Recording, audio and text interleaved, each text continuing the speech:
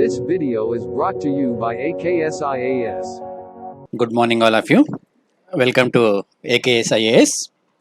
ఈరోజు ఆగస్టు 12కు సంబంధించి ఈనాడు, సాక్షి మరియు ఇండియన్ ఎక్స్ప్రెస్లో వచ్చిన ముఖ్యమైన కరెంట్ అఫైర్స్ని చూద్దాం.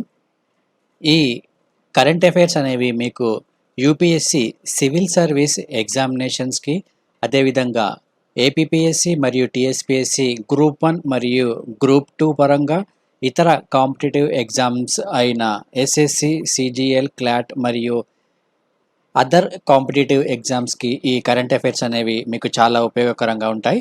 సో ఈ కరెంట్ అఫైర్స్కి సంబంధించి మీకు ప్రిలిమ్స్ పాయింట్ ఆఫ్ వ్యూలో, అదేవిధంగా మెయిన్స్ పాయింట్ ఆఫ్ వ్యూలో కావాల్సిన కంప్లీట్ సమాచారాన్ని ఇక్కడ ఇవ్వడం జరుగుతుంది. కాబట్టి ఈ కరెంట్ అఫైర్స్ని మీరు రెగ్యులర్గా ఫాలో అవ్వండి.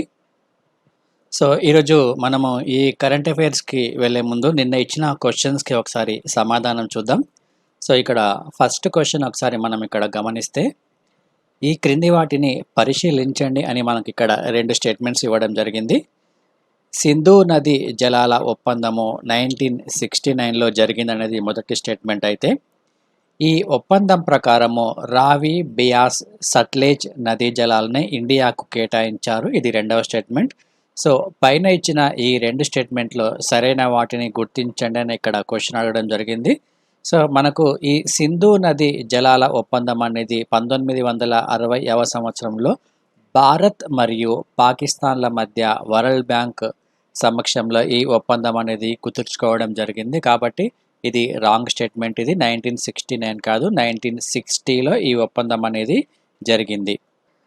సో ఇక సెకండ్ స్టేట్మెంట్ తీసుకుంటే, ఈ ఒప్పందం ప్రకారము రావి, బియాస్, సట్లెజ్ నదీ జలాలను ఇండియాకు కేటాయించడం జరిగింది. సో ఇది మనకు కరెక్ట్ స్టేట్మెంట్. సో కనుక మనకు ఇక్కడ ఆన్సర్ వచ్చేసి బి మాత్రమే కరెక్ట్ ఆన్సర్ ఇది. సో ఈ సింధు నది జలాల ఒప్పందం అనేది ఓవరాల్గా మీకు ఇక్కడ బ్రీఫ్గా ఎక్స్ప్లెయిన్ చేస్తాను. ఈ సింధు ఒడంబడిక అనేది 6 నదులకు సంబంధించిన ఒక ఒప్పందంగా మనం చెప్పుకోవచ్చును. తూర్పు దిక్కుకు ప్రవహించే నదులు ఏవైతే ఉన్నాయో సట్లెజ్, బియాస్, రావి ఈ నదులను భారత్కు కేటాయించడం జరిగింది. పశ్చిమానికి ప్రవహించే 3 నదులు ఇండస్, సింధు అంటారు దీన్ని, చీనాబ్ మరియు జీలం అనే నదులను పాకిస్తాన్కు కేటాయించడం అనేది జరిగింది. సో 1960 సెప్టెంబర్ 19వ తేదీన ఈ సింధు నది జలాల ఒప్పందంపై వరల్డ్ బ్యాంక్ మధ్యవర్తిగా 1960లో ఇరు దేశాలు సంతకం చేయడం జరిగింది. ఇక నెక్స్ట్ క్వశ్చన్ కనుక తీసుకుంటే, ఈ క్రింది వాటిని పరిశీలించడానికి కింద 3 స్టేట్మెంట్స్ ఇవ్వడం జరిగింది. సో అందులో సరైన వాటిని గుర్తించండి అనే క్వశ్చన్ అడిగారు. So Canadian film maker Patricia Sims Thailand reintroduction foundation సహాయంతో ఆగస్టు 12న ప్రపంచ ఏనుగుల దినోత్సవాన్ని జరుపుకోవాలని పిలుపునిచ్చాడు. సో ఇది కరెక్ట్ స్టేట్మెంట్. ఇది మనుషుల నివాస ప్రాంతాల్లోకి చొచ్చుకొస్తున్న ఏనుగుల దాటికి దేశవ్యాప్తంగా ప్రతి సంవత్సరము 500 మంది మృతి చెందుతున్నట్లు కేంద్ర ప్రభుత్వం వెల్లడించింది. సో ఇటీవల జస్ట్ 2 days బ్యాక్ ఈ నివేదికను విడుదల చేయడం జరిగింది. సో ఆ నివేదిక ప్రకారము ఇది కరెక్ట్ స్టేట్మెంట్. భారతదేశంలో 1992 సంవత్సరంలో ప్రాజెక్ట్ ఎలిఫెంట్ అనే కార్యక్రమాన్ని ఆరంభించారు. సో ఇది కూడా కరెక్ట్ స్టేట్మెంట్ మనకి ఇక్కడ. సో మనకి ఇక్కడ ఆన్సర్ వచ్చేసి ఏ, బి మరియు సి అనేది కరెక్ట్ ఆన్సర్ ఇక్కడ. సో ఇది మనకు చాలా ఇంపార్టెంట్. ఆగస్టు 12వ తేదీ ప్రపంచ ఏనుగుల దినోత్సవం, ఇది గుర్తుంచుకోవాలి. అదేవిధంగా సో దీనిని ఏనుగుల దినోత్సవానికి పిలుపునిచ్చిన వారి పేరు ఇది ప్యాట్రిసియా సిమ్స్. సో ఇతను ఒక కెనడియన్ ఫిల్మ్ మేకర్ ఇతను.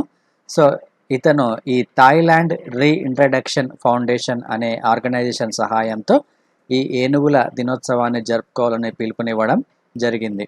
సో మన భారతదేశంలో ఈ ఏనుగులకు మరియు మనుషులకు మధ్య సంఘర్షణలు జరుగుతున్న నేపథ్యంలో అటవీ ప్రాంతాలు మరియు ఆ అటవీ పరిసర ప్రాంతాల్లో ఉండే గ్రామీణ ప్రజలు ఎవరైతే ఉన్నారో, సో ఆ గ్రామీణ ప్రజల్లో దాదాపు ప్రతి సంవత్సరము 500 మంది మరణిస్తున్నారని కేంద్ర ప్రభుత్వం ఇటీవల వెల్లడించడం జరిగింది.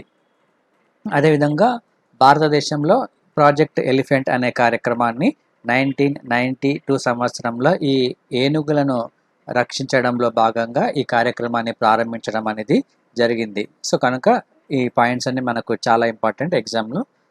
సో ఇక ఈరోజు మనము నెక్స్ట్ కరెంట్ అఫైర్స్లోకి వెళ్దాం.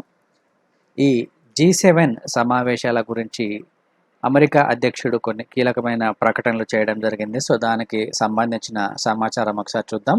సో ప్రస్తుతం ఈ G7 సమావేశాలు అమెరికాలో జరగాల్సి ఉంది. అయితే ఈ కోవిడ్ వైరస్ నేపథ్యంలో అవి వాయిదా పడుతూ వస్తున్నాయి. సో అయితే ఇప్పుడు ఈ అమెరికాలో ప్రెసిడెంట్ ఎలక్షన్స్ ఉన్నాయి కాబట్టి ఈ నేపథ్యంలో ఈ G7 సమావేశాలను మరొకసారి వాయిదా వేయాలని అమెరికా అధ్యక్షుడు డొనాల్డ్ ట్రంప్ నిర్ణయించడం అనేది జరిగింది. సో సెప్టెంబర్లో జరగనున్న ఈ G7 శిఖరాగ్ర సమావేశాన్ని నవంబర్ తర్వాత వాయిదా వేయనున్నారు. ఎందుకంటే నవంబర్ 3వ తేదీన అమెరికాలో ఎలక్షన్స్ జరుగుతున్నాయి కాబట్టి.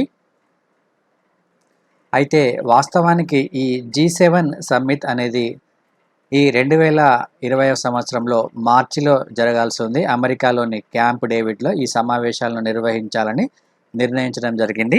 అయితే ప్రస్తుతం ఈ కరోనా నేపథ్యం కారణంగా సో ఈ సమావేశాన్ని సెప్టెంబర్కు వాయిదా వేయడం జరిగింది. సో ఇప్పుడు ఈ ఎన్నికల నేపథ్యంలో సెప్టెంబర్లో కూడా సాధ్యం కాదు కాబట్టి మళ్ళీ దీన్ని వాయిదా వేయనున్నారు. సో ఈ G7 కంట్రీస్ ఏవే ఉన్నాయో ఆ కంట్రీస్ నేమ్స్ అనేవి మనం గుర్తుంచుకోవాలి. America, France, Canada, Britain, Germany, Japan, Italy అనేవి ఈ G7లో భాగంగా ఉన్నాయి. సో ఈ అన్ని సభ్య దేశాలు వార్షిక శిఖరాగ్ర సమావేశానికి ప్రతి సంవత్సరం ఒక దేశం అనేది ఆతిథ్యం ఇవ్వడం జరుగుతుంది. సో ఈ సంవత్సరము యుఎస్లో ఈ G7 శిఖరాగ్ర సమావేశం జరగనుంది. సో ఈ G7కి సంబంధించి మరింత సమాచారం కూడా మనము తెలుసుకోవాలి. సో ఈ G7 అనే ఈ గ్రూప్ ఏదైతే ఉందో ఈ గ్రూప్లో గతంలో రష్యా కూడా ఈ గ్రూప్లో భాగంగా ఉండేది. అప్పట్లో దీన్ని G8గా పిలిచేవారు. అయితే గతంలో రష్యా ఉక్రెయిన్ దేశానికి చెందిన క్రిమియాను తన భూభాగంలో కలుపుకోవడంతో అప్పుడు తలెత్తిన వివాదాల నేపథ్యంలో 2014 సంవత్సరంలో ఈ G8 గ్రూప్ నుంచి రష్యా వైదొలగడం జరిగింది. ఆ తర్వాత ఈ గ్రూప్ను G7గా మార్చడం జరిగింది. ప్రస్తుతం ఈ G7లో 7 దేశాలు ఉన్నాయి. సో ఇది 1975లో దీన్ని ఏర్పాటు చేయడం జరిగింది ఈ G7ని. అయితే ప్రస్తుతం ఈ G7 అనే శిఖరాగ్ర సదస్సు ఏదైతే ఉందో ఈ శిఖరాగ్ర సదస్సుకు అమెరికా అధ్యక్షుడు ట్రంప్ రష్యా, భారత్ మరియు ఆస్ట్రేలియా, దక్షిణ కొరియాలను కూడా ఆహ్వానించనున్నట్లు ప్రకటించడం జరిగింది ఈ G7 శిఖరాగ్ర సదస్సుకు. ఎందుకంటే ప్రస్తుతం ఉన్న ప్రపంచ పరిస్థితుల నేపథ్యంలో G7 సమర్థంగా ప్రాతినిధ్యం వహిస్తుందని తాను అనుకోవడం లేదని, సో ఈ గ్రూపును మళ్ళీ పునర్వ్యవస్థీకరించాల్సిన అవసరం ఉందని, ఇందులో మరికొన్ని దేశాలను కూడా చేర్చుకోవాలని రష్యా అధ్యక్షుడు గతంలో ఒక ఆలోచన తీసుకురావడం జరిగింది ఈ G7కి సంబంధించి. సో ఈ G7లో భవిష్యత్తులో మరింత మార్పులు జరిగే అవకాశం కూడా ఉంది. సో భవిష్యత్తులో కనుక ఈ G7లో రష్యా, దక్షిణ కొరియా, ఆస్ట్రేలియా, భారత్ ఈ దేశాలు కనుక ఈ గ్రూప్లో చేరితే ఈ G7 గ్రూప్ అనేది G11 గ్రూపుగా మారే అవకాశం ఉంది. సో అయితే ఈ G11 గ్రూప్కి సంబంధించి చైనాకు ఇందులో స్థానం కల్పించలేదు, అదొకటి గుర్తుంచుకోవాలి. సో ఇక మనకు నెక్స్ట్ టాపిక్ తీసుకుందాం. ఈ టాపిక్లో కరోనా వ్యాక్సిన్కి సంబంధించి తొలి ప్రకటన రష్యా దేశం నుంచి వెలువడింది. సో రష్యా అధ్యక్షుడు పుతిన్ ఈ కరోనాకు మొట్టమొదటి టీకాను కనుక్కున్నట్లు ఒక ప్రకటన తెలపడం జరిగింది. సో దీని మీద ప్రస్తుతం అనేక వివాదాలు కూడా రేగుతున్నాయి. సో ఈ కరోనా వ్యాక్సిన్ అనేది సరిగా పనిచేస్తుందా లేదా, అదేవిధంగా దీనికి వరల్డ్ హెల్త్ ఆర్గనైజేషన్ ప్రమాణాల మేరకు ఈ వ్యాక్సిన్ను రూపొందించారా లేదా అనే విషయాలు కూడా ప్రస్తుతం చర్చకు వస్తున్నాయి. అయితే ఈ తొలి కరోనా వ్యాక్సిన్కి సంబంధించి ఆగస్టు 12వ తేదీ నాటికి వ్యాక్సిన్ అందుబాటులోకి వస్తుందని గతంలో రష్యా అధ్యక్షుడు ప్రకటించడం జరిగింది. సో అనుకున్న విధంగానే ఆగస్టు 11వ తేదీన ఈ వ్యాక్సిన్కి సంబంధించి ఒక ప్రకటన రిలీజ్ చేశారు. ఆల్రెడీ దీనికి సంబంధించి ట్రయల్స్ అన్నీ పూర్తయ్యాయని, సో వ్యాక్సిన్ అనేది మార్కెట్లోకి వచ్చే అవకాశం ఉందని సో పుతిన్ ఒక ప్రకటన చేయడం జరిగింది. సో ఈ వ్యాక్సిన్ యొక్క పేరు వచ్చేసి స్పుత్నిక్ 5 టీకా అనే పేరుతో దీనికి నామకరణం చేయడం జరిగింది. సో రష్యాలో ఉన్న గమలేయా ఇన్స్టిట్యూట్ ఈ టీకాను అభివృద్ధి చేయడం జరిగింది. ఈ టీకాను అభివృద్ధి చేసిన గమలేయా రీసెర్చ్ ఇన్స్టిట్యూట్తో పాటు బిన్నోఫార్మ్ అనే కంపెనీలో దీని యొక్క వాణిజ్య ఉత్పత్తి జరుగుతుందని, సో ప్రస్తుతం దీనికోసం చాలా దేశాల నుంచి ఈ టీకా సరఫరా కోసం ఆర్డర్స్ వస్తున్నాయని రష్యా ఆరోగ్య మంత్రి కూడా ఒక ప్రకటన చేయడం జరిగింది. సో రష్యాలోని ఈ Gamaleya institute of epidemiology and microbiology ఈ కరోనా వైరస్ను ఎదుర్కొనేందుకు 2 టీకాలను అభివృద్ధి చేయడం జరిగింది. సో వీటిని మానవులపై పరీక్షించేందుకు రష్యా గతంలో అనుమతులు కూడా జారీ చేయడం జరిగింది. అయితే ఈ టీకా ప్రయోగానికి సంబంధించి ప్రయోగ దశలోనే అనేక అనుమానాలున్నాయని వివిధ దేశాలకు చెందిన శాస్త్రవేత్తలు తెలపడం జరిగింది. ప్రపంచ ఆరోగ్య సంస్థ ఏదైతే ఉందో ఆ ప్రపంచ ఆరోగ్య సంస్థ కూడా ఈ టీకాకు సంబంధించి కొన్ని అనుమానాలను వ్యక్తం చేయడం జరిగింది. ఈ టీకా 2 మానవ ప్రయోగాలనే పూర్తి చేసుకుందని రష్యా ప్రకటించిన నేపథ్యంలో WHO మాత్రం వీటిని తొలి దశలో ఉన్న టీకాలుగానే పరిగణించడం జరుగుతుంది. సో దీనికి సంబంధించి WHO వెబ్సైట్లో ఈ కోవిడ్-19 ప్రయోగాలపై ఆక్స్ఫర్డ్ యూనివర్సిటీకి మరియు చైనాకు చెందిన వ్యాక్సిన్కి సంబంధించిన సమాచారం 3వ దశలో చేరుకుందని ఈ సమాచారాన్ని వెబ్సైట్లో పెట్టడం జరిగింది. సో ఈ రష్యాకు సంబంధించి ప్రస్తుతం ఎటువంటి సమాచారాన్ని ఇవ్వలేదు. సో భవిష్యత్తులో దీని మీద వరల్డ్ హెల్త్ ఆర్గనైజేషన్ ఎటువంటి నిర్ణయం తీసుకుంటుందో వేచి చూడాలి. అయితే ఈ రష్యా వ్యాక్సిన్కి సంబంధించి all India institute of medical sciences director doctor Randeep Guleria కూడా కొన్ని కీలకమైన వ్యాఖ్యలు చేయడం జరిగింది. సో ఈ వ్యాక్సిన్ను వాడే ముందుగా అది సురక్షితమైనదా కాదా, ప్రపంచ స్థాయి ప్రమాణాలకు తగిన విధంగా ఆ వ్యాక్సిన్ను రూపొందించారా లేదా అనే అంశాలను పరిశీలించాల్సి ఉందని వ్యాఖ్యానించడం జరిగింది. సో మొట్టమొదట ఈ వ్యాక్సిన్ సురక్షితమైనదా లేదా, సో పెద్ద ఎత్తున ఈ వ్యాక్సిన్ను ఉత్పత్తి చేసే క్రమంలో ఈ వ్యాక్సిన్కి తీసుకోవాల్సిన ముఖ్యమైన చర్యల గురించి, సో దాని యొక్క సామర్థ్యం వంటి ప్రాతిపదికన ఈ వ్యాక్సిన్ ఎంత మేరకు భవిష్యత్తులో పనికి వస్తుంది అనే అంశాలపై కొన్ని కీలకమైన వ్యాఖ్యలు కూడా చేయడం జరిగింది. సో ఇది దీనికి సంబంధించిన సమాచారం. నెక్స్ట్ టాపిక్ తీసుకుందాం. సో ఇది ఆస్తి హక్కుకు సంబంధించిన అంశం ఇది. సో దీనికి సంబంధించి సుప్రీంకోర్టు కొన్ని కీలకమైన వ్యాఖ్యలు చేయడం జరిగింది. So daughters have equal coparcenary rights in joint Hindu family property supreme court. So supreme court ఈ వారసత్వంగా వచ్చిన ఆస్తిపై కుమార్తెలకు కూడా హక్కు ఉంటుందని, సో దీనికి సంబంధించి కొన్ని కీలకమైన ప్రకటనలు కూడా ఇక్కడ చేయడం జరిగింది. సో ఇదొక జడ్జిమెంట్గా మనం దీన్ని పరిగణించవచ్చును. So in a landmark judgment, the Supreme Court said that a daughter is entitled to equal property rights even if the co-partner had died prior to the coming into force of the Hindu Succession Amendment Act 2005. So Hindu వారసత్వపు చట్ట సవరణ ఏదైతే ఉందో దీనికి 2005వ సంవత్సరంలో సవరణలు చేయడం జరిగింది. ఈ సవరణలు చేసిన దాని ప్రకారము ఈ తండ్రి సంపాదించిన ఆస్తి ఏదైతే ఉందో ఆ ఆస్తిలో కొడుకుతో పాటు కూతురికి కూడా సమానమైన హక్కు కలిగి ఉంటుందని ఇక్కడ ఒక తీర్పు చెప్పడం జరిగింది. Co-partner is a term used for a person who assumes a legal right in parental property by birth only అని ఇక్కడ ఒక టర్మ్ కూడా మనకి ఇక్కడ ఇవ్వడం జరిగింది. సో దీనికి సంబంధించి కంప్లీట్ ఇన్ఫర్మేషన్ మీకు ఇవ్వడం జరుగుతుంది.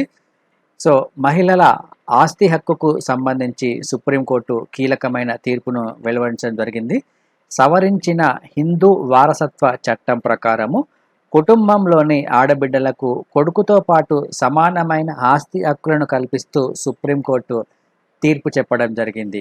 ఈ హిందూ వారసత్వ సవరణ చట్టము 2005 ఏదైతే ఉందో ఈ 2005 అమలుకు ముందే ఒకవేళ తండ్రి మరణించినప్పటికీ వారికి తల్లిదండ్రుల ఆస్తిపై హక్కు ఉంటుందని సుప్రీంకోర్టు ఇక్కడ స్పష్టం చేయడం జరిగింది. సో ఈ హిందూ వారసత్వ సవరణ చట్టం ఏదైతే ఉందో దీనికి 2005వ సంవత్సరంలో కొన్ని సవరణలు తీసుకురావడం జరిగింది.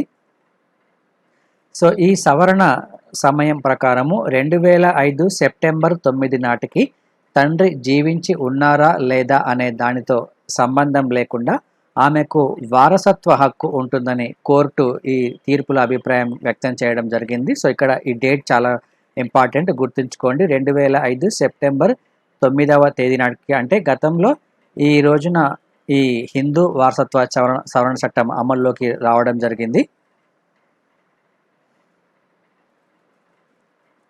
సో 2005 ఈ చట్టం అమల్లోకి వచ్చే నాటికి తండ్రి చనిపోతే సోదరులు ఆస్తిలో వాటా నిరాకరించడంపై దాఖలైన వివిధ పిటిషన్స్ విచారించిన అత్యున్నత న్యాయస్థానము ఈ 2005వ సంవత్సరం నాటికి ఆ తండ్రి మరణించినా లేక బ్రతికి ఉన్నా కానీ ఆ ఆడపిల్లలకు సమానమైన వాటా దక్కాల్సిందని సుప్రీంకోర్టు స్పష్టం చేయడం జరిగింది. సో ఇప్పటికే ఈ అంశంపై సుప్రీంకోర్టులో అనేక కేసులు అనేవి పెండింగ్లో ఉన్నాయి.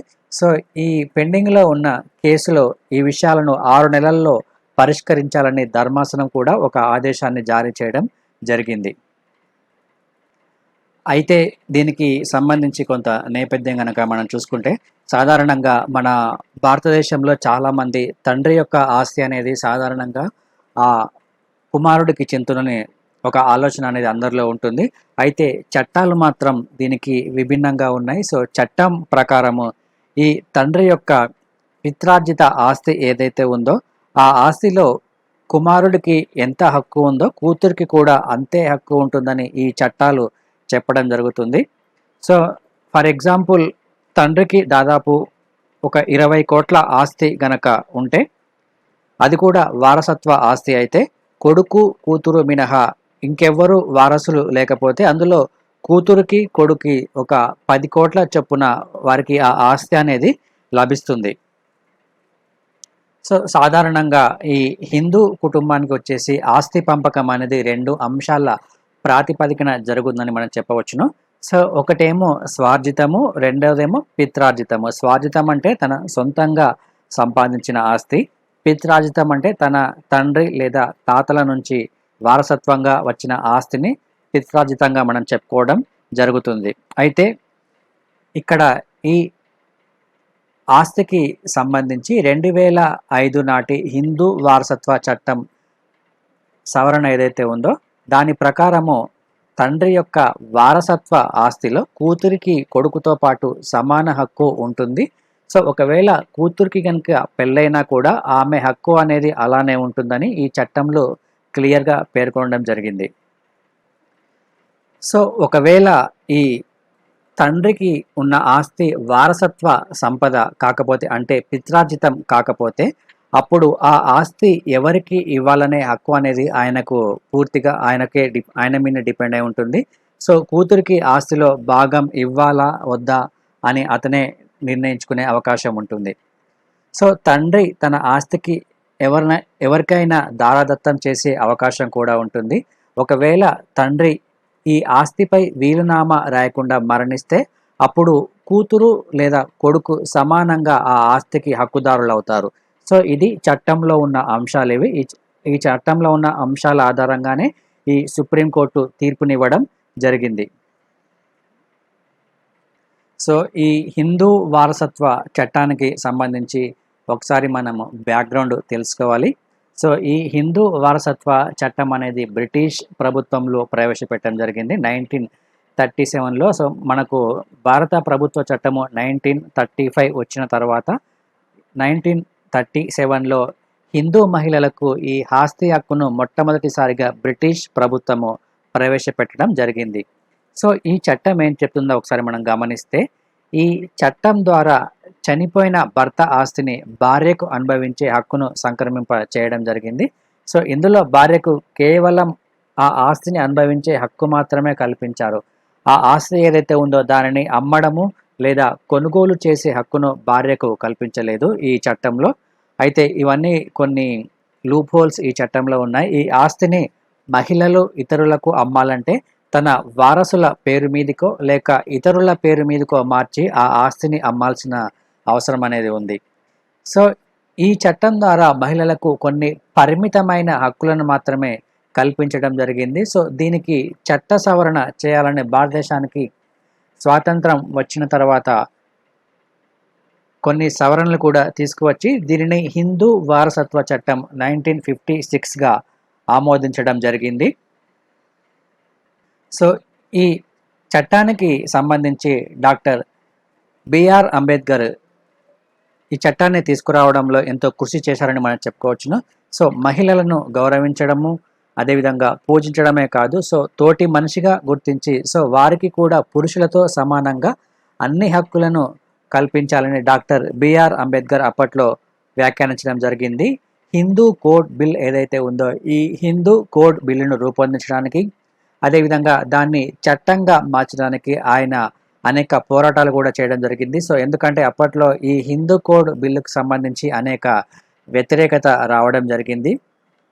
ఎందుకంటే ఈ ఆస్తి అనేది సో అప్పుడు ఉన్న సామాజిక పరిస్థితుల నేపథ్యంలో కేవలం వారసుడికి మాత్రమే ఈ ఆస్తి దక్కాలి అనేది సమాజంలో ఒక బలమైన అభిప్రాయం ఉన్న నేపథ్యంలో సో ఈ చట్టాన్ని రూపొందించడంలో అనేక అడ్డంకులు అనేవి ఎదురైనాయి. సో చివరకు ఆయన 1947 ఆగస్టు 15 తర్వాత స్వాతంత్రం వచ్చిన తర్వాత నవంబర్ వరకల్లా కేంద్ర న్యాయశాఖ మంత్రిగా ఉన్న అతను ఈ హిందూ కోడ్ ముసాయిదా బిల్లును రూపొందించడం జరిగింది. అంటే ఇంత త్వరగా ఈ బిల్లును రూపొందించడం అనేది జరిగింది. సో ఆ తర్వాత 1956లో ఇది చట్టరూపంగా దాల్చడం జరిగింది. సో దానినే మనము హిందూ వారసత్వ చట్టం 1956గా పిలవడం జరుగుతుంది. సో భారతదేశానికి స్వాతంత్రం వచ్చిన తర్వాత మహిళా ఆస్తి హక్కు చట్టంలో ఒక గణనీయమైన మార్పులు తీసుకురావడం జరిగింది. సో ఈ చట్టం ద్వారా చనిపోయిన భర్త ఆస్తిని భార్య అనుభవించడమే కాకుండా దానిని అమ్మడానికి కూడా వీలును కల్పించడం జరిగింది. సో గతంలో 1937 చట్టం ఏదైతే ఉందో ఆ చట్టంలో ఈ సవరణ తీసుకురావడం జరిగింది. సో ఈ చట్టం ద్వారా మహిళలు వారికి సంక్రమించిన ఆస్తిపై పూర్తి అధికారాలను వారికి ఇవ్వడం జరిగింది 1956 హిందూ వారసత్వ చట్టం ద్వారా.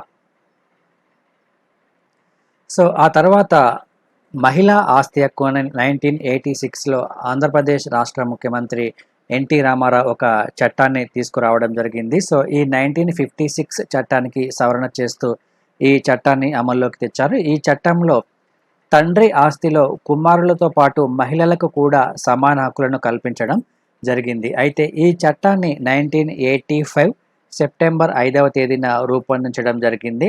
ఆడపిల్లలకు సమానమైన ఆస్తి హక్కును కల్పిస్తూ అప్పటి ముఖ్యమంత్రి నందమూరి తారక రామారావు ఆంధ్రప్రదేశ్ మహిళా ఆస్తుల వారసత్వ చట్టం సవరణ అనే ఒక చట్టాన్ని తీసుకురావడం జరిగింది. సో ఇది 1985లో వచ్చింది. దీన్ని ఒకసారి మనం గుర్తుంచుకోండి. సో ఇది 1986 నుంచి అమల్లోకి వచ్చింది. సో ఈ చట్టం చాలా బాగుంది అని ఆంధ్రప్రదేశ్ చుట్టుపక్కల ఉన్న రాష్ట్రాలు తమిళనాడు, కర్ణాటక, కేరళ ప్రభుత్వాలు కూడా ఈ చట్టాన్ని అమల్లోకి తీసుకురావడం జరిగింది.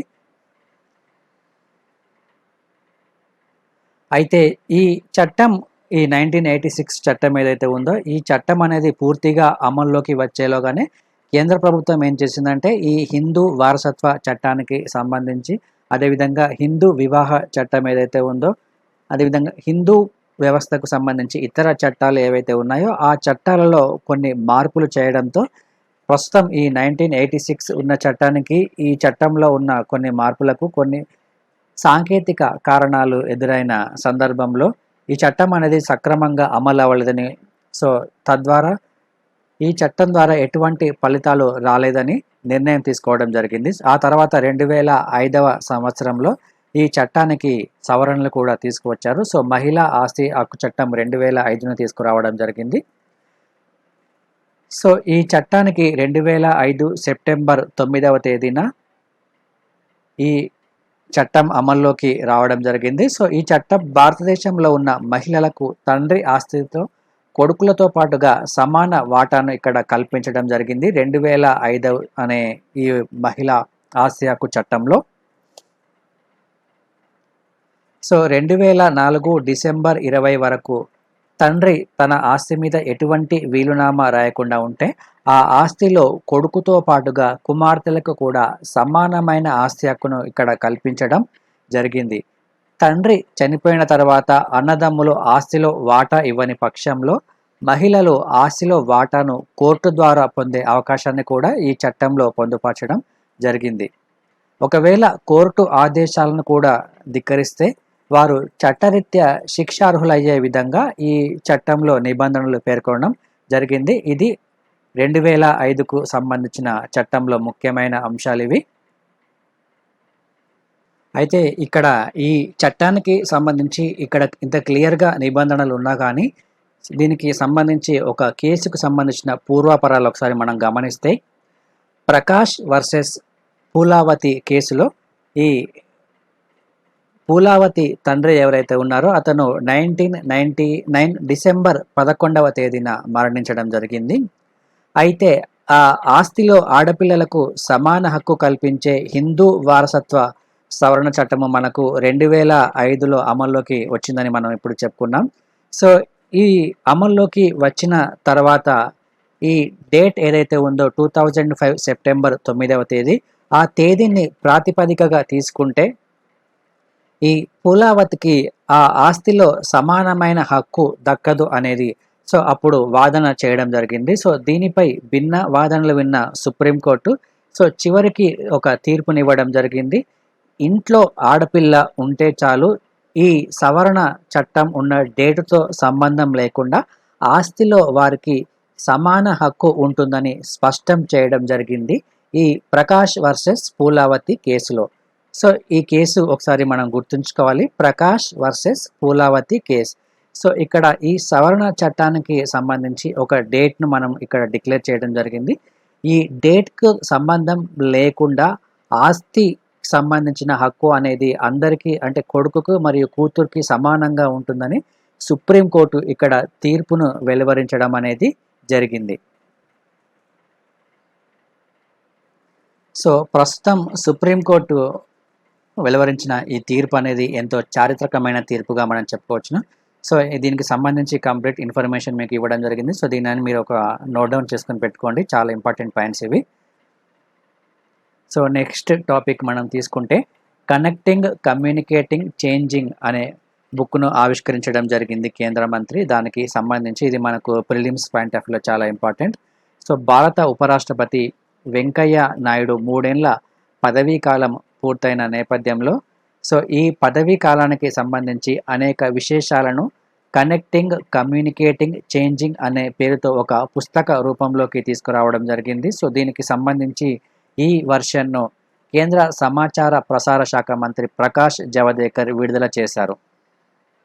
అదేవిధంగా ఈ పుస్తకం కాఫీ టేబుల్ వర్షన్ను రక్షణ శాఖ మంత్రి రాజ్నాథ్ సింగ్ విడుదల చేయడం జరిగింది. సో భారతదేశంలోను విదేశాల్లోనూ ఉపరాష్ట్రపతి చేసిన ప్రయాణాలతో సహా వివిధ రకాలైన కార్యకలాపాలను, కథనాలను ఈ పుస్తకంలో పొందుపరచడం అనేది జరిగింది.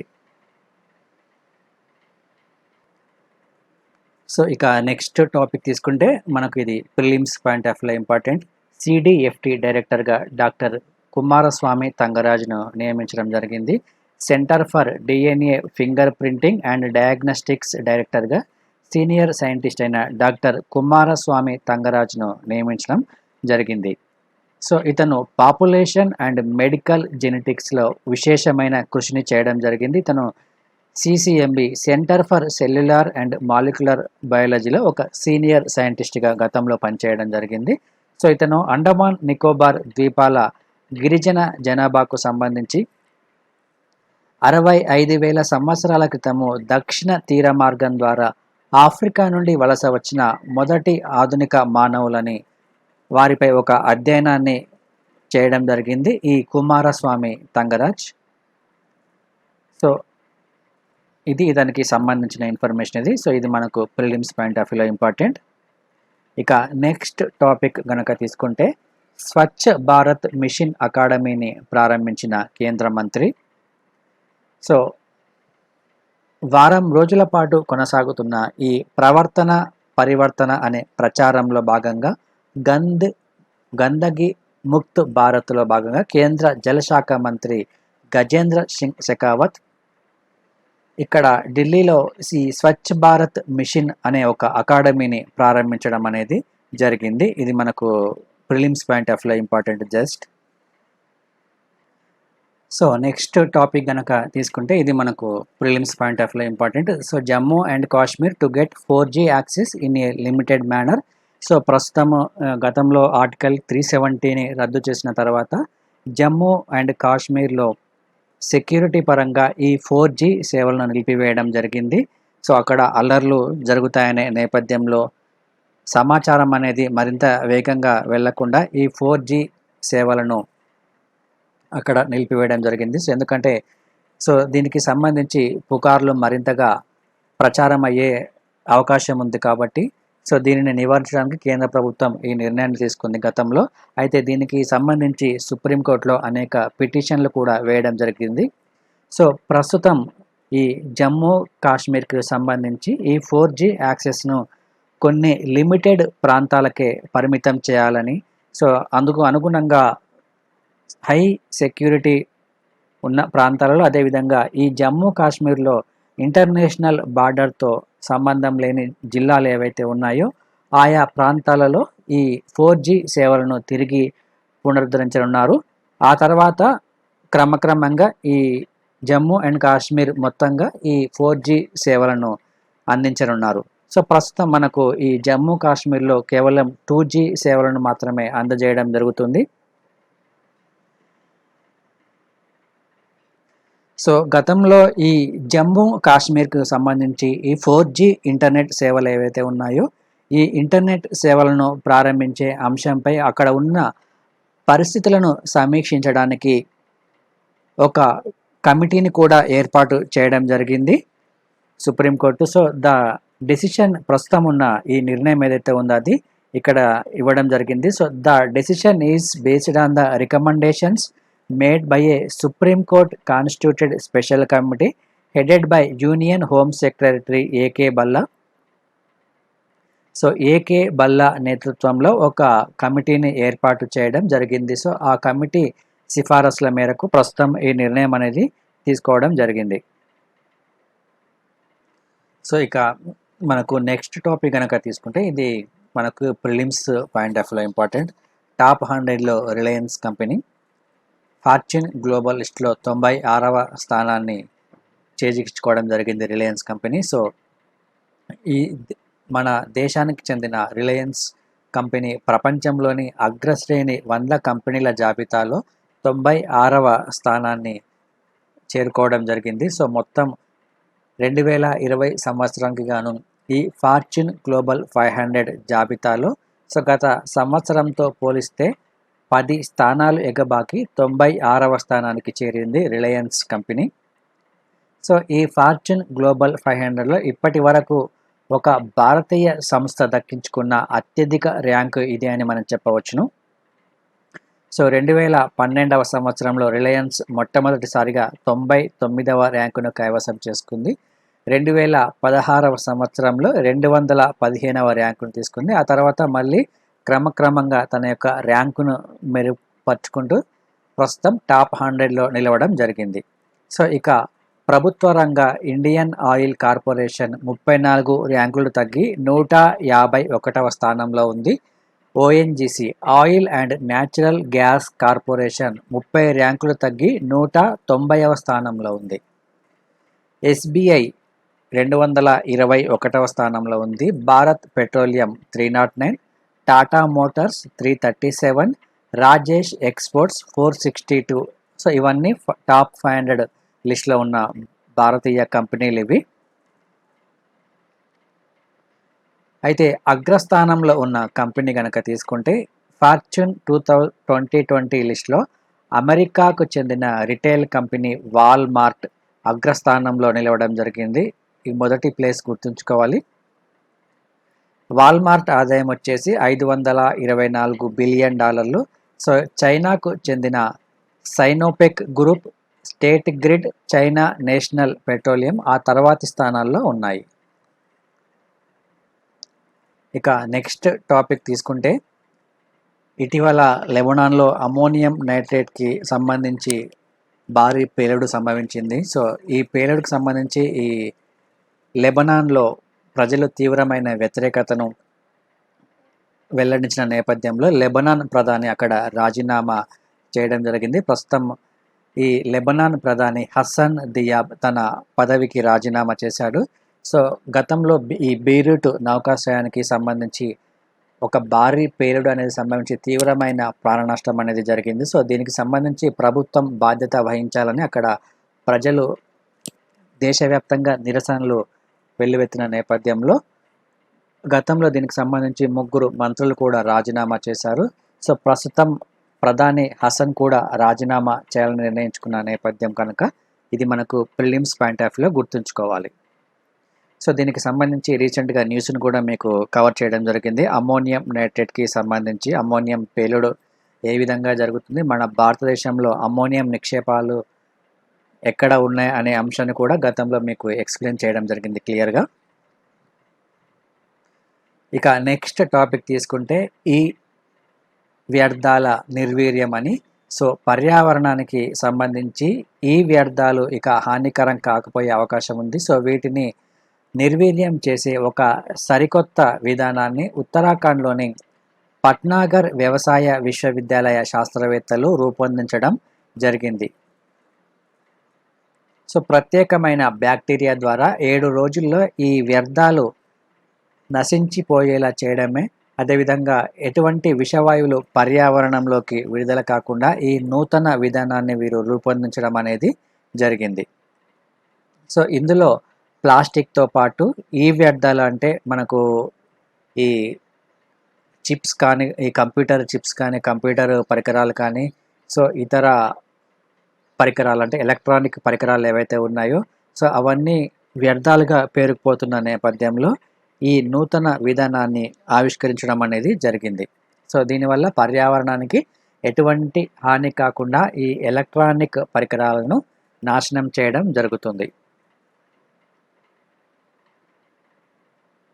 సో నెక్స్ట్ వచ్చేసి ఇది ఆంధ్రప్రదేశ్ రాష్ట్రానికి సంబంధించిన కరెంట్ అఫైర్స్. సో ఇది ఆంధ్రప్రదేశ్ రాష్ట్ర ప్రభుత్వం ఇచ్చిన అడ్వర్టైజ్మెంట్, ప్రభుత్వానికి సంబంధించి వైఎస్ఆర్ చేయూత అనే పథకానికి సంబంధించిన అడ్వర్టైజ్మెంట్. సో ఇటువంటి అడ్వర్టైజ్మెంట్స్ వచ్చినప్పుడు మీరు ఖచ్చితంగా ఇందులో ఉన్న పాయింట్స్ అన్నీ ఒక నోట్ డౌన్ చేసుకొని పెట్టుకోవాలి. ఎందుకంటే మీకు క్వశ్చన్లో ఇక్కడ నుంచే క్వశ్చన్ ఫ్రేమ్ చేసే అవకాశం అనేది ఉంటుంది ఎగ్జామ్లో, కాబట్టి దీన్ని ఖచ్చితంగా అబ్జర్వ్ చేయాలి మీరు. So SC, ST, BC, minority మరియు పేద వర్గానికి సంబంధించి 45 నుంచి 60 ఏళ్ళ మధ్య వయసు ఉన్న మహిళలకు సంవత్సరానికి 18,750 రూపాయల చొప్పున 4 సంవత్సరాలకు గాను 75,000 రూపాయల ఆర్థిక సహాయం చేసే పథకాన్ని ప్రారంభించడం అనేది జరుగుతుంది ఆంధ్రప్రదేశ్ రాష్ట్ర ప్రభుత్వము. ఈ పథకం పేరు వచ్చేసి వైఎస్ఆర్ చేయూత అనే పథకము. సో ఈ పథకానికి సంబంధించి మహిళల యొక్క అభివృద్ధికి ఆంధ్రప్రదేశ్ రాష్ట్ర ప్రభుత్వము ఆల్రెడీ కొన్ని కంపెనీస్తో కూడా ఒప్పందాన్ని కుదుర్చుకోవడం జరిగింది. ఆ కంపెనీస్ కూడా మీకు ఇక్కడ ఇవ్వడం జరిగింది. అమూల్, పిఎన్జి అనే కంపెనీ, యూనిలివర్ కంపెనీ, అదేవిధంగా ఐటీసీ అనే కంపెనీతో ఒప్పందాన్ని కుదుర్చుకోవడం జరిగింది గతంలో. ఇక్కడ ఏజ్ లిమిట్ అనేది మీరు గుర్తుంచుకోవాలి. 45 నుంచి 60 సంవత్సరాల మధ్య ఉన్న ఎస్సీ, ఎస్టీ, బీసీ మరియు మైనారిటీ పేద మహిళల కోసం ఈ పథకం ఉద్దేశించడం అనేది జరిగింది.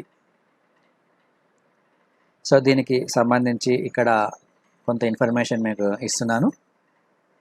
ఈ పథకాన్ని ఏ విధంగా అమలు చేయనున్నారంటే, సో మహిళల్లో ఈ ఆర్థిక సుస్థిరత గ్రామీణ ఆర్థిక వ్యవస్థ మరింతగా మెరుగుపడే విధంగా ఈ పథకం ద్వారా చర్యలు తీసుకున్నారు. సో ప్రభుత్వం ఈ 18,750 రూపాయలు ఏదైతే ఇస్తుందో, ఈ ఇస్తున్న డబ్బుకు 3-4 రెట్లుగా వివిధ పథకాలు, అదేవిధంగా బ్యాంకుల ద్వారా లబ్ధిదారులైన మహిళలకు అందించి, సో ఈ కంపెనీలతో ఆల్రెడీ ఒప్పందం కుదుర్చుకున్నారు కాబట్టి ఈ కంపెనీలు అందించే వ్యాపార నమూనాలతో వారి యొక్క జీవన ఉపాధి మార్గాలను మెరుగుపరిచే విధంగా ఈ పథకాన్ని రూపొందించడం అనేది జరిగింది. సో వీరికి ఒకసారి ఈ మనీ వచ్చిన తర్వాత ఈ మనీని ఏ విధంగా పెట్టుబడిగా మార్చుకోవాలి అనే అంశంపై ఈ వ్యాపార నమూనాలను ఈ ప్రఖ్యాత కంపెనీలు రూపొందించడం అనేది జరుగుతుంది.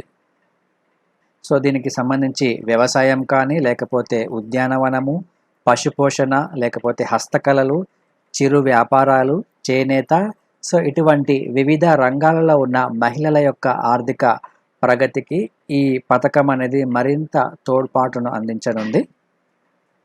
సో మొట్టమొదటగా ఈ రంగంలో ఉన్న మహిళలను గుర్తించడం అనేది జరిగిన తర్వాత, సో వారి యొక్క జీవనోపాధి కోసం ఆదాయ మార్గాలను గుర్తించి, సో ఈ చేయూత కింద ఉచితంగా అందే డబ్బుతో పాటు దీనికి అదనంగా బ్యాంకుల నుంచి, లేకపోతే వివిధ ఆర్థిక సంస్థల నుంచి, మెప్మా లేదా సెర్ఫ్ పథకాలు ఏవైతే ఉన్నాయో వాటి నుంచి ఆర్థిక సహాయాన్ని వీరికి అందేలా చూస్తారు. ఆ తర్వాత ఈ లబ్ధిదారులైన మహిళలు ఉన్న రంగం ఏదైతే ఉందో ఆ రంగంలో వ్యాపార నమూనాను వర్తింప చేయడం ద్వారా వారికి సుస్థిరంగా ఒక జీవనోపాధిని కల్పించే అవకాశం అనేది ఉంటుంది. సో ఈ విధంగా ఒక వ్యాపార నమూనాను ఏర్పరచుకున్న తర్వాత, సో ఈ మహిళలను క్లస్టర్లుగా ఏర్పాటు చేసి వివిధ సంస్థలు మరియు కార్పొరేట్లకు ఈ క్లస్టర్లను అనుసంధానం చేయడం జరుగుతుంది. సో తద్వారా వీరి యొక్క వ్యాపార అభివృద్ధిని పెంపొందించడానికి ఈ సంస్థలు మరియు కార్పొరేట్ ఏవైతే ఉన్నాయో ఇవి మరింత సహకారం అందిస్తాయి ఈ మహిళా క్లస్టర్లకు. సో ప్రస్తుతం రిటైల్ రంగానికి సంబంధించి ఈ రిటైల్ రంగంలో ఈ షాప్స్ ఎవరైతే నడుపుకుంటున్నారో సో వారికి చేయూత కింద లబ్ధిదారులైన మహిళలను గుర్తించి, అంటే ఈ ఎస్సీ, ఎస్టీ, బీసీ, మైనారిటీ వర్గానికి సంబంధించి ఈ 45 నుంచి 60 సంవత్సరాల మధ్య ఉన్న మహిళలను గుర్తించి హెచ్యుఎల్, ఐటీసీ, పిఎన్జి అనే కంపెనీల సర్వీస్ లొకేషన్లలో ఉన్న వీరిని గుర్తించి, సో వీరిని ఒక మ్యాపింగ్ చేయడం జరుగుతుంది. సో వీరికి ఇన్వెంటరీ మేనేజ్మెంట్ మరియు స్టాకింగ్ మేనేజ్మెంట్లో వారికి శిక్షణను కల్పించడం జరుగుతుంది. సో తద్వారా వీరికి స్థిర వ్యాపార నమూనాలను అవలంబించేలా చూస్తారు. తద్వారా వీరు ఒక స్థిరమైన ఆదాయాన్ని పొందేలా ప్రభుత్వం చర్యలు తీసుకుంటుంది. సో లబ్ధిదారులను సెర్ప్, మెప్మాలతో కూడిన నోడల్ ఏజెన్సీ గుర్తించడం అనేది జరుగుతుంది. సో చేయూత నుంచి అందే డబ్బుకు అదనంగా బ్యాంకుల నుంచి రుణాలు వచ్చేలా ఈ సెర్ఫ్ మరియు మెప్మాలు సహాయం చేస్తాయి. సో ఈ భాగస్వామ్య కంపెనీలు ఏవైతే ఉన్నాయో ఈ భాగస్వామ్య కంపెనీలు ఒకసారి ఒప్పందం కుదుర్చుకున్న తర్వాత ఈ లబ్ధిదారులైన మహిళలు ఉన్న ప్రాంతాల్లో తమ యొక్క సర్వీస్ పాయింట్లను గుర్తించి ఆ ఉత్పత్తుల కొనుగోలులో వారికి తోడ్పాటును అందించడం అనేది జరుగుతుంది. సపోజ్ కిరాణా వ్యాపారం కనుక చేస్తే ఆ కిరాణా వ్యాపారం చేసేవారికి అందులో నైపుణ్యాన్ని పెంచే విధంగా శిక్షణ ఇవ్వడం జరుగుతుంది. వారి యొక్క వ్యాపార సామర్థ్యాన్ని కూడా పెంచే అవకాశం ఉండేలా వారికి శిక్షణను అందిస్తారు. సో తద్వారా వీరికి ఒక స్థిరమైన ఆదాయం వచ్చే విధంగా ఒక ప్రణాళికను కూడా అమలు చేసే అవకాశం ఉంటుంది. కాబట్టి ఈ చేయూత అనే పథకానికి సంబంధించి మనం కంప్లీట్ ఇన్ఫర్మేషన్ అనేది చూసుకోవాలి. సో ఇక నెక్స్ట్ టాపిక్ కనుక తీసుకుంటే ఆహార శుద్ధి పరిశ్రమలకు అధిక ప్రాధాన్యత ఇవ్వనున్నారు. ఇది ఆంధ్రప్రదేశ్ రాష్ట్రానికి సంబంధించి. సో ప్రస్తుతం ఆంధ్రప్రదేశ్ రాష్ట్రంలో వ్యవసాయ రంగాన్ని మరింతగా అభివృద్ధి చేయడానికి వీరికి ఆదాయ వనరులు పెరిగే విధంగా చూడడానికి ప్రభుత్వం ఈ ఆహార శుద్ధి పరిశ్రమలకు అధిక ఇంపార్టెన్స్ను ఇవ్వనుంది. సో దీనికి సంబంధించి ఒక సంయుక్త టాస్క్ ఫోర్స్ కమిటీని కూడా ప్రభుత్వం ఏర్పాటు చేయడం జరిగింది. ఈ వ్యవసాయాన్ని పరిశ్రమలు, వాణిజ్య శాఖలతో అనుసంధానం చేసి ఈ ఆహార శుద్ధి పరిశ్రమలకు అత్యధిక ప్రాధాన్యత ఇవ్వాలని ఆంధ్రప్రదేశ్ రాష్ట్ర ప్రభుత్వము నిర్ణయించడం జరిగింది. సో ఇందులో మొట్టమొదటి చర్యగా వ్యవసాయము, సహకార విభాగము మరియు పరిశ్రమలు, వాణిజ్య శాఖలు ఏవైతే ఉన్నాయో ఈ అన్నిటి మధ్య ఒక సంయుక్త టాస్క్ ఫోర్స్ కమిటీని ప్రభుత్వం ఏర్పాటు చేయడం జరిగింది. ఈ కమిటీ ఏం చేస్తుందంటే ఈ రైతుల సమస్యలు ఏవైతే ఉన్నాయో ఆ రైతుల సమస్యల పరిష్కారానికి ఒక విధానపరమైన సలహా సంస్థగా ఈ సంయుక్త టాస్క్ ఫోర్స్ కమిటీ అనేది పనిచేస్తుంది. వ్యవసాయము మరియు అనుబంధ రంగాల సమస్యలను పరిష్కరించే విధంగా ఇది కృషి చేస్తుంది. రైతులకు సేవలు అందకపోయినా కానీ, నాణ్యమైన ఉత్పాదకాలు సరఫరా కాకపోయినా, అదేవిధంగా ఉత్పత్తి, మార్కెటింగ్, వ్యవసాయము మరియు ఉద్యాన పంటల ధరలు, ఆహార శుద్ధి పరిశ్రమల ఏర్పాటు వంటి వాటిలో ఎటువంటి సమస్యలు ఎదురైతే ఆ సమస్యలను ఈ సంయుక్త టాస్క్ ఫోర్స్ అనేవి పరిష్కరించే విధంగా కృషి చేయడం అనేది జరుగుతుంది. అదేవిధంగా అన్ని శాఖల మధ్య సమన్వయం ఉండేలా ఈ కమిటీ ఉంటుంది. సో ఈ కమిటీకి వ్యవసాయ శాఖ ప్రత్యేక ముఖ్య కార్యదర్శి పూనం మాలకొండయ్య దీనికి అధ్యక్షతను వహించడం అనేది జరుగుతుంది. సో ఈ పూనం మాలకొండ అధ్యక్షతలో ఉండే ఈ జాయింట్ టాస్క్ ఫోర్స్ కమిటీలో వివిధ శాఖలకు చెందిన ముఖ్య కార్యదర్శులు, అదేవిధంగా వ్యవసాయ, ఉద్యాన శాఖల కమిషనర్లు మరియు మిగతా మెంబర్స్ కూడా ఇందులో సభ్యులుగా ఉండడం అనేది జరుగుతుంది. సో ఇక నెక్స్ట్ టాపిక్ కనుక తీసుకుంటే మల్టీ సర్వీస్ సెంటర్లుగా పిఎస్సీలు. సో రాష్ట్రంలో ఉన్న ప్రాథమిక వ్యవసాయ సహకార సంఘాలు ఏవైతే ఉన్నాయో ఆ వ్యవసాయ సహకార సంఘాలను ఇకపై ఒక మల్టీ సర్వీస్ సెంటర్లుగా రూపొందించనున్నారు. సో ఈ మల్టీ సర్వీస్ సెంటర్లుగా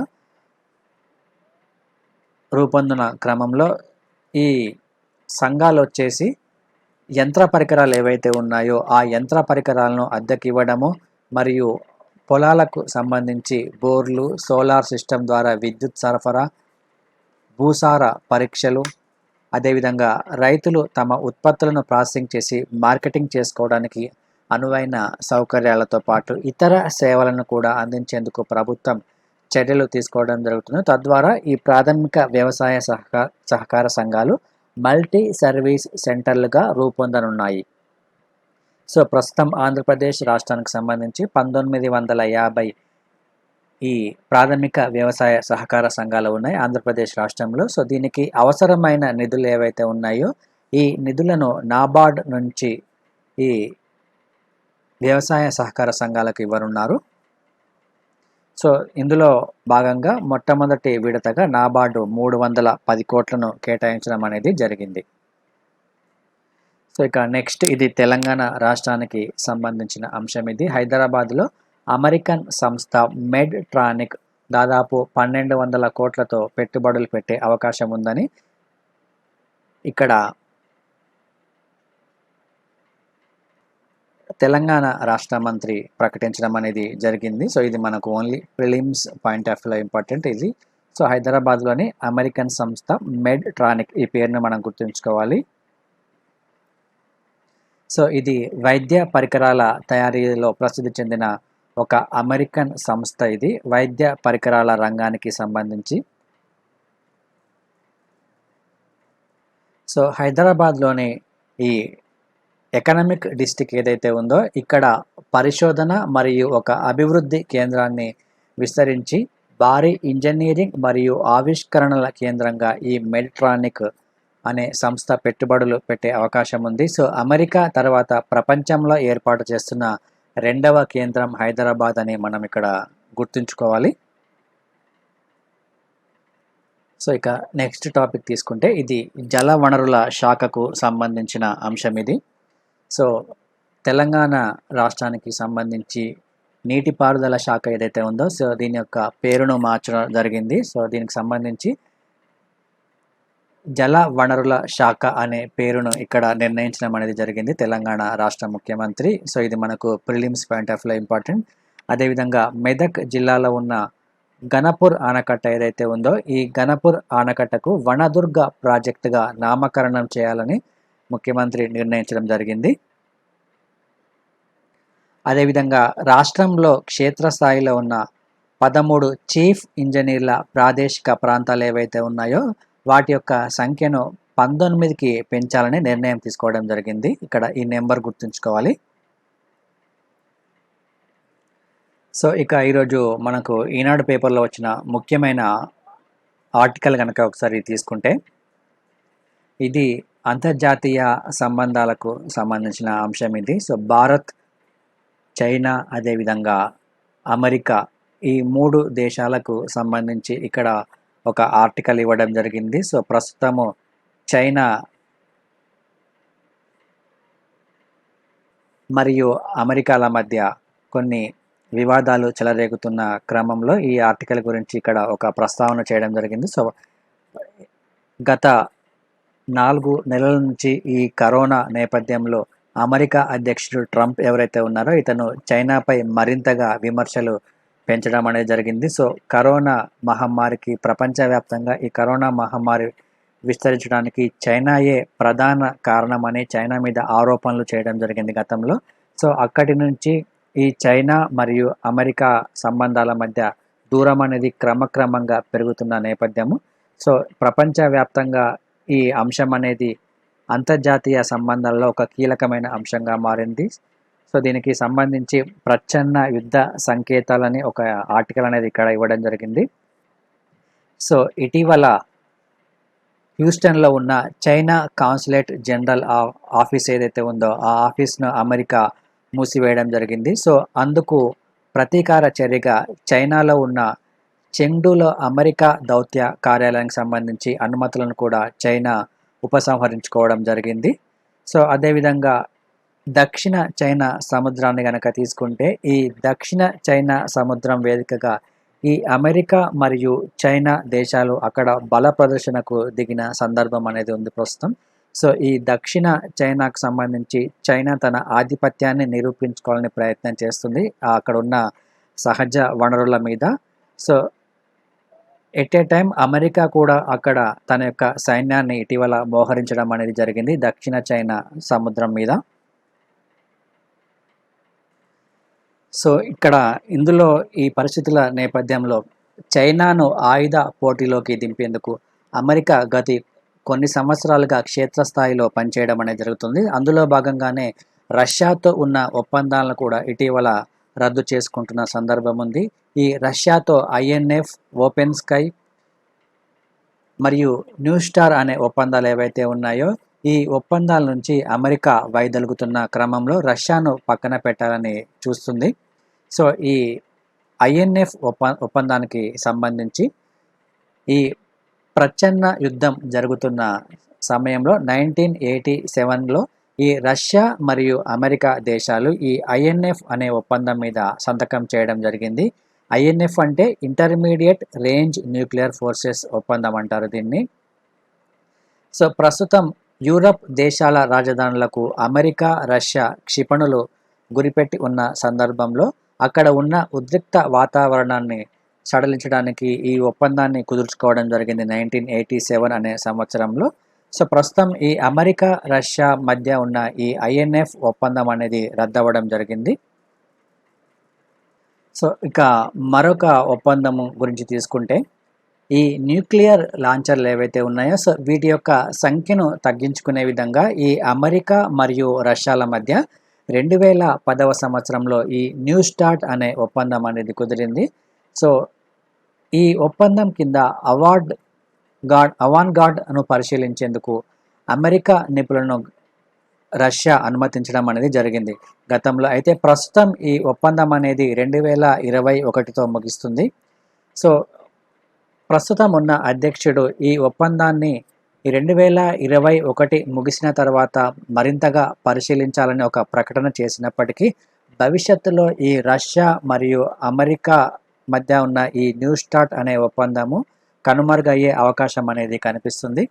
సో ప్రస్తుతం చైనా మీద ఎక్కువగా దృష్టిని కేంద్రీకరించడం జరిగింది. చైనా ఈ దక్షిణ సముద్రంపై ఆధిపత్యాన్ని చెలాయించకుండా అదేవిధంగా ఇండో పసిఫిక్ రీజియన్కి సంబంధించి ఈ ఇండో పసిఫిక్ రీజియన్లో కూడా చైనా బలపడాలని పోటీ పడుతున్న నేపథ్యంలో చైనా మీద ఎక్కువగా దృష్టిని కేంద్రీకరించడం జరిగింది.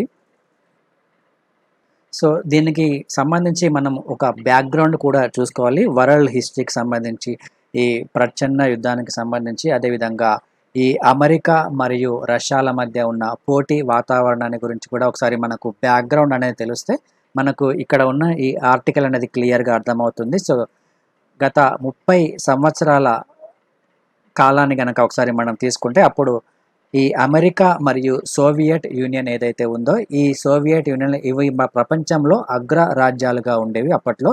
సో ప్రపంచంపై ఆధిపత్యం చెలాయించే రాజ్యాలుగా వీటిని మనం చెప్పుకోవచ్చును. సో ప్రతి దేశం ఈ రెండిటిలో ఏదో ఒక దేశం వైపు మొగ్గు చూపే సందర్భం గతంలో ఉండేది, గత 30 సంవత్సరాల క్రితం. సో అప్పట్లో ఈ అమెరికా మరియు సోవియట్ యూనియన్లు సైనిక కూటములను కూడా నడిచేవి. సో ఈ రెండు దేశాలలో. అయితే గతంలో ఉన్న పరిస్థితులు ప్రస్తుతం ఉన్న నేపథ్యం కనుక లేదు. ఎందుకంటే ఈ రష్యాను కాదని ఈ రష్యా స్థానాన్ని చైనా క్రమక్రమంగా ఆక్రమించడం అనేది జరుగుతుంది. సో గత 3 దశాబ్దాల కాలం కనుక తీసుకుంటే ఈ రష్యా స్థానాన్ని క్రమంగా చైనా భర్తీ చేస్తూ వస్తుంది. సో అమెరికా తర్వాత ప్రపంచంలో 2వ ఆర్థిక వ్యవస్థగా చైనాను ఆక్రమించిన నేపథ్యంలో ఈ అమెరికా మరియు చైనాల మధ్య వాణిజ్య యుద్ధం అనేది కూడా ఇటీవల ఏర్పడిందని చెప్పవచ్చును మనం. సో ప్రస్తుతం ఉన్న నేపథ్యంలో ఈ అమెరికాను అడ్డుకోవడానికి మరియు ఎదుర్కోవడానికి రష్యా కంటే చైనానే ముందుందని మనం చెప్పుకోవచ్చును. సో ప్రపంచంలో అత్యధిక జనాభా ఉన్న దేశం చైనా, అదేవిధంగా 2వ అతిపెద్ద ఆర్థిక వ్యవస్థ, స్థిరమైన ప్రభుత్వం అక్కడ ఉండటంతో అమెరికాతో చైనా నేరుగా ఢీకొంటున్న సందర్భం ఉంది ప్రస్తుతం. సో ఇటీవలి కాలంలో చైనా మరింతగా అమెరికాపై తన యొక్క విమర్శలను పెంచింది. సో 2016వ సంవత్సరంలో అమెరికా అధ్యక్ష ఎన్నికలు జరిగిన తర్వాత, డొనాల్డ్ ట్రంప్ ఎన్నికైన తర్వాత ఈ చైనా మరియు ఈ అమెరికాల మధ్య వాణిజ్య యుద్ధం అనేది క్రమక్రమంగా పెరిగింది. సో ఈ 2 దేశాల మధ్య ఉన్న సంబంధాలు కూడా క్రమక్రమంగా క్షీణించాయి. సో ప్రస్తుతం ఇటువంటి సందర్భంలో భారత్ ఎటువంటి నిర్ణయం తీసుకుంటుంది అనే అంశం కూడా మనం పరిశీలించాలి. అయితే ప్రపంచంలో ప్రస్తుతం అతిపెద్ద ఆర్థిక వ్యవస్థలుగా ఉన్న అమెరికా మరియు భారత్, అమెరికా మరియు చైనా దేశాలు ఏవైతే ఉన్నాయో, ఈ 2 పెద్ద దేశాల మధ్య ఇటువంటి వైరుధ్యాలు పెరగడం అంత మంచిది కాదని విశ్లేషకులు అభిప్రాయాన్ని వ్యక్తం చేయడం జరిగింది. సో దీని ప్రభావము ఇతర దేశాల మీద, ముఖ్యంగా ఈ అమెరికా మరియు చైనా యొక్క మిత్ర దేశాల మీద ఎక్కువగా ఉండే అవకాశం అనేది ఉంటుంది. సో ఇటువంటి సందర్భంలో అంతర్జాతీయ నిబంధనలకు అనుగుణంగా ఇరు దేశాల మధ్య దౌత్య వివాదాలను పరిష్కరించుకొని భవిష్యత్తులో ఇరు దేశాల మధ్య సత్సంబంధాలు కొనసాగాల్సిన అవసరం అనేది ఉంది. ఎందుకంటే ఇది ఇతర దేశాల మీద కూడా మరింతగా ప్రభావం చూపే అవకాశం ఉంటుంది కాబట్టి. సో మరొక నేపథ్యం వచ్చేసి భవిష్యత్తులో అంటే నవంబర్లో అమెరికాలో అధ్యక్ష ఎన్నికలు జరుగుతున్నాయి. సో ఈ అధ్యక్ష ఎన్నికల తర్వాత ప్రెసిడెంట్ మారే అవకాశం కూడా ఉండొచ్చు. సో దాన్ని మనం ఎక్స్పెక్ట్ చేయలేము. ఒకవేళ ప్రెసిడెంట్ కనుక మారితే ఈ అమెరికా మరియు చైనాల మధ్య ఈ ద్వైపాక్షిక సంబంధాలు ఏ విధంగా ఉంటాయో మనం తర్వాత చెప్పుకోవచ్చు. సో కాబట్టి ప్రస్తుతం ఉన్న నేపథ్యంలో ఇటువంటి వివాదాలను మరింతగా తగ్గించుకోవాల్సిన అవసరం అనేది ఉంది. సో ఇక మనము భారతదేశ కోణంలో గనక ఆలోచిస్తే ప్రస్తుతం చైనా అనేది భారత్తో సరిహద్దు వివాదాలను కొనసాగిస్తున్న నేపథ్యంలో చైనా కేవలం భారతదేశంతో ఈ సరిహద్దు వివాదాలనే కాకుండా భారత చుట్టుపక్కల ఉన్న దేశాలు ఏవైతే ఉన్నాయో నేపాల్, అదేవిధంగా పాకిస్తాన్, ఇరాన్ మరియు శ్రీలంక, ఈ దేశాలతో కూడా చైనా సత్సంబంధాలను కొనసాగిస్తూ భారతదేశంపైకి ఆ దేశాలను రెచ్చగొట్టే ప్రయత్నాలు చేస్తుంది. అందులో భాగంగానే ఇటీవల నేపాల్ ప్రభుత్వానికి సంబంధించి నేపాల్ ప్రభుత్వము భారతదేశానికి సంబంధించిన ఈ సరిహద్దు ప్రాంతాలను నేపాల్ మ్యాప్లో కలుపుకునే సందర్భంలో చైనా నేపాల్కి సపోర్ట్ చేయడం జరిగింది. అదేవిధంగా ఇరాన్కి సంబంధించి భారత్ మరియు ఇరాన్ల మధ్య ఉన్న సంబంధాలను మరింత క్షీణింప చేయాలనే ఉద్దేశంతో ఇరాన్లో ఎక్కువగా అక్కడ పెట్టుబడులు పెట్టడం జరిగింది. సో తద్వారా ఇరాన్ను భారత్ వైపు కాకుండా చైనా వైపు మరల్చుకోవడం జరిగింది.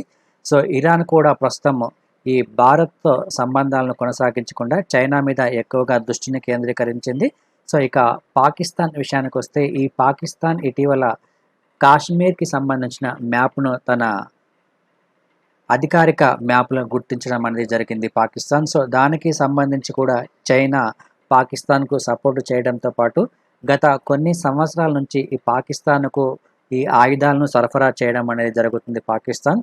సో ఇటు పాకిస్తాన్తో, ఇటు ఇరాన్తో, అదేవిధంగా ఇటు నేపాల్తో, ఇక శ్రీలంక విషయానికి వస్తే శ్రీలంకలో అక్కడ ఉన్న వివిధ మౌలిక సదుపాయాలకు అనేక పెట్టుబడులు పెట్టడం జరిగింది శ్రీలంకతో. తద్వారా శ్రీలంకతో కూడా సంబంధాలను మరింత మెరుగుపరుచుకొని ఈ దక్షిణ సముద్రం ఏదైతే ఉందో ఈ సముద్రంలో తన యొక్క ఆధిపత్యాన్ని నిలుపుకోవాలని చైనా ప్రయత్నిస్తుంది. సో ఇటువంటి సందర్భంలో ఈ అమెరికా భారత్ వైపు దృష్టిని కేంద్రీకరించింది. సో భారత్తో మరింత సంబంధాలను మెరుగుపరుచుకోవాలని అమెరికా భావిస్తున్న సందర్భం ఉంది ప్రస్తుతం. అయితే భవిష్యత్తులో సో ఈ అమెరికా మరియు భారత్, అదేవిధంగా భారత్ మరియు రష్యా మీద ఈ అంతర్జాతీయ పరిస్థితులు ఏ విధంగా ఉంటాయనేది ఈ అమెరికా అధ్యక్ష ఎన్నికల తర్వాత మరింతగా మనం విశ్లేషించుకోవచ్చు. సో ప్రస్తుతం అయితే ఇటువంటి పరిస్థితి అనేది కొనసాగుతుంది ఈ 4 దేశాల మధ్య. సో దీనిని మీరు మెయిన్స్ పాయింట్ ఆఫ్ వ్యూలో ఇందులో ఉన్న ముఖ్యమైన పాయింట్స్ అని నోట్ డౌన్ చేసుకొని పెట్టుకోండి. సో ఇక ఈరోజు క్వశ్చన్స్ ఒకసారి చూద్దాం. ఈ క్వశ్చన్స్కి సమాధానాలు గుర్తించండి. ఫస్ట్ క్వశ్చన్ ఒకసారి ఇక్కడ తీసుకుంటే, రాజేంద్ర నగర్లోని national academy of agriculture research management సెంటర్లో డిజాస్టర్ రికవరీ సెంటర్ను ఏర్పాటు చేశారు. ఇది ఫస్ట్ స్టేట్మెంట్. సెకండ్ స్టేట్మెంట్, సమాచార భద్రత కోసం ఈ కేంద్రాన్ని నెలకొల్పారు. సో ఇందులో కరెక్ట్ సరైన వాటిని గుర్తించండి. సెకండ్ క్వశ్చన్, వారసత్వ ఆస్తిలో మహిళలకు కూడా సమాన వాటా కల్పిస్తూ 1956లో హిందూ వారసత్వ చట్టాన్ని సవరించారు. First statement.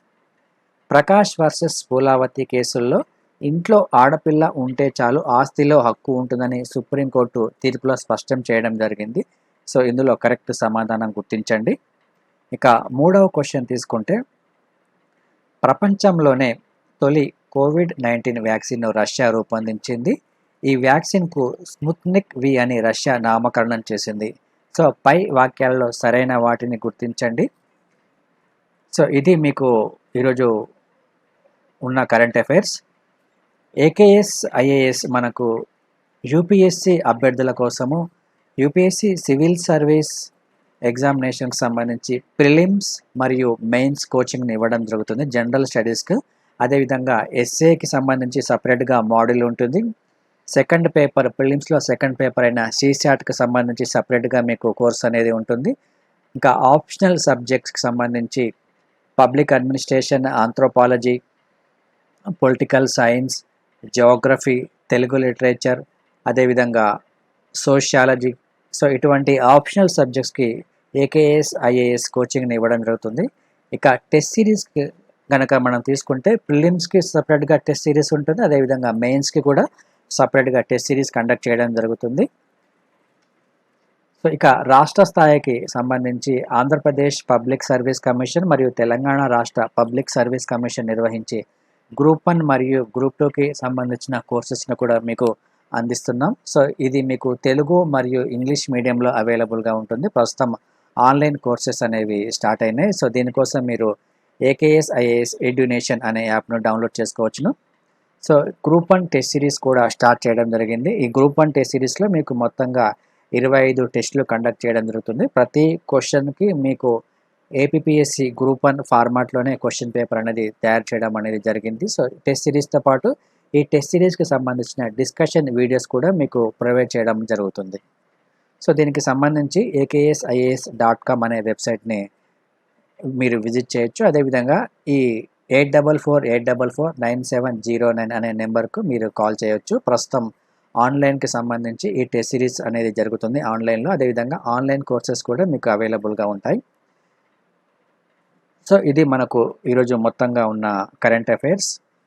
ఈ కరెంట్ అఫైర్స్ అనేవి మీకు డైలీ అప్డేట్ అవ్వాలంటే ఈ ఏకేఎస్ ఐఏఎస్ యూట్యూబ్ ఛానల్ని సబ్స్క్రైబ్ చేసుకుంటే మీకు డైలీ నోటిఫికేషన్స్ అనేవి వస్తాయి. So thank you friends, thank you. This video is brought to you by AKSIAS.